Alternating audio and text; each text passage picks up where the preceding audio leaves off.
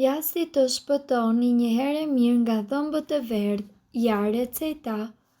Lëkura e portokallit. Keni menduar ndonjëherë çfarë mund të bëni me lëkurën e mbetur të portokallit? Nëse jo, mësojini tani. Fruta të tilla si limoni, portokalli, citro janë shumë efektiv për të hequr shenjat sepse përmbajnë acide. Mund të fërkoni dhëmbët me lëkurën për 2 deri në 3 minuta ose mund të bëni një pastë me të. Lëngu i limonit. Mund të shkëmbeni lëkurën e portokallit me limonin për rezultate më të shpejta. Përdoreni lëngun e tij si një pastë. Vaj i kokosit.